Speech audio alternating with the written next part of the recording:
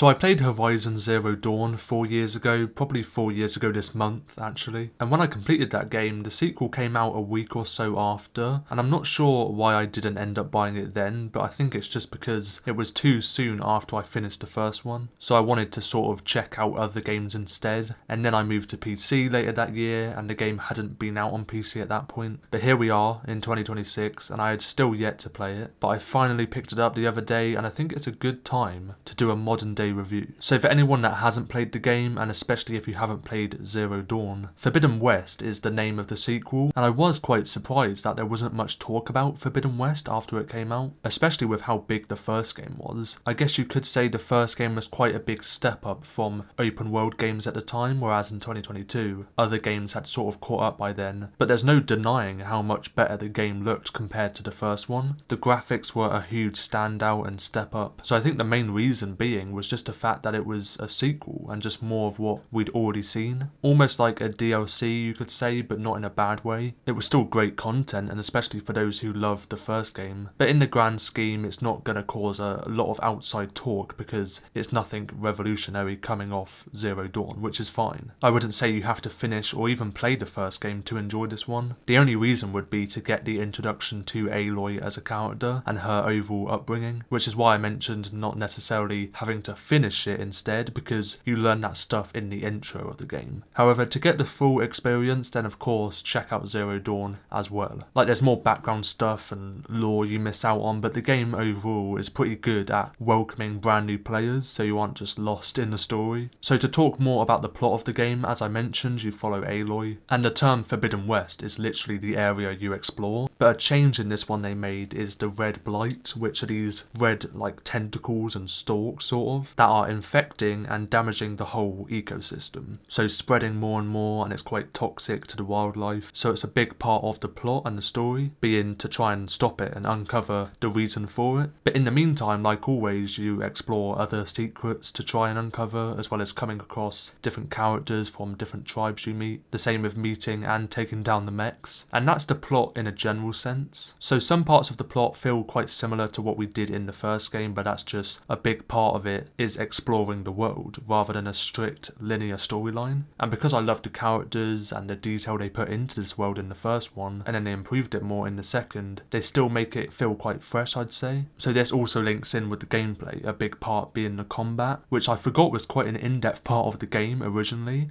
and definitely not just button mashing. If anything, it may have been something back then which I didn't overly love, and that might have just been because I wasn't used to it back then, coming off games like The Last of Us or God of War, which was quite easy to pick up in terms of combat, although some parts feel a bit scripted when it quickly cuts to an obvious cutscene. When you're trying to lower their health, it definitely involves thinking, like where to shoot in terms of their weak spots when you scan them. That's a big role. Different ammo types and gadgets to use based on their weaknesses. The game does a great job at trying to get the most out of the combat system rather than just allowing the player to do the same thing over and over again if they want to. Most likely because they know it will be repetitive, especially with how much fighting you do in this game. So I must say they did well in that part, as well as actually making you feel like you're making the robot weaker by breaking off different limbs bit by bit and taking off their armour, especially in the boss fights where there's multiple cutscenes within the fight, almost like a checkpoint but not literally. I'd say there's been an improvement in the variety of mechs, whether that be their look or their fighting style, of course seeing newer ones as you progress further. And it's not just the robots that can attack, of course, the tribes also offer combat as well, which I'd say just work as a bit of a change in pace as they aren't as complex. Then again, also different because they can shoot as well or use different throwables. Now, as I mentioned, the world is just giant, so it's good that they worked on the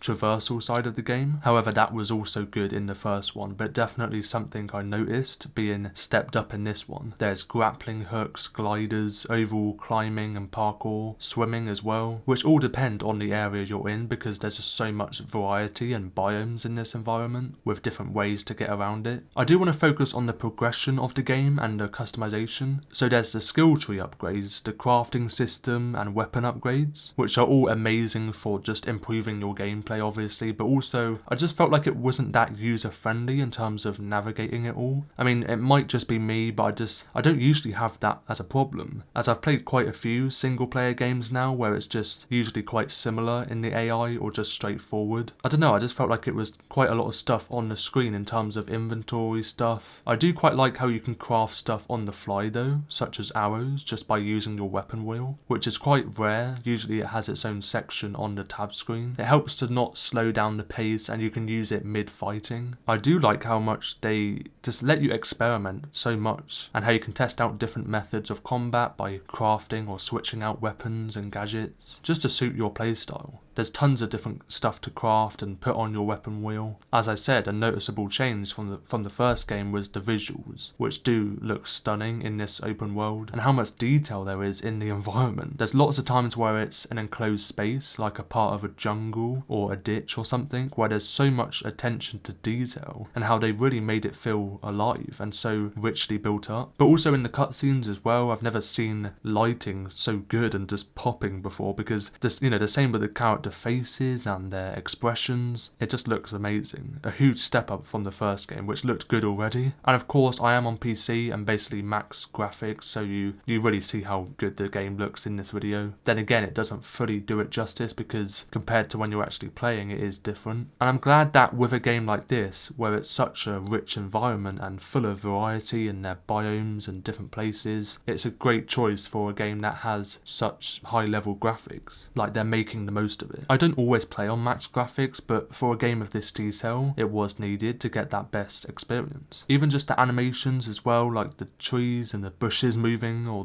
the way you run in water, bits of debris and leaves flying around. But also on Aloy as well, the movement in her outfit and the way she parkours and stuff in terms of animation. Audio also emphasizes it as well. And the game ran quite well on these settings, quite smooth and high FPS. It always depends on your PC and their specs, but if you have a mid to high end PC, I'm sure there'll be no problems. Of course, the game was also built for next gen and to showcase the PS5's limits, so it handles it really well on there as well, to my knowledge. It's just great world design overall. So with how revolutionary the first game was and still holding up, I'd say, this one is no different, which, looking back, I can see why it didn't have as much talk after it released, because it just had that feeling of a DLC. Just more of what we had before. If you enjoyed it, then yeah, it's no question that you'll like this one too. Some could say it should have a bit more, and over time you could fall into a repetitive loop, I guess, but there's still so much to do regardless, because of how big the world is and how many hours you can sink into it. But as I said, it really depends on how much you love Zero Dawn and if you want more of that. For a new player in the series, I'd definitely say go check it out, and you may love it or just like it. There's no reason to say,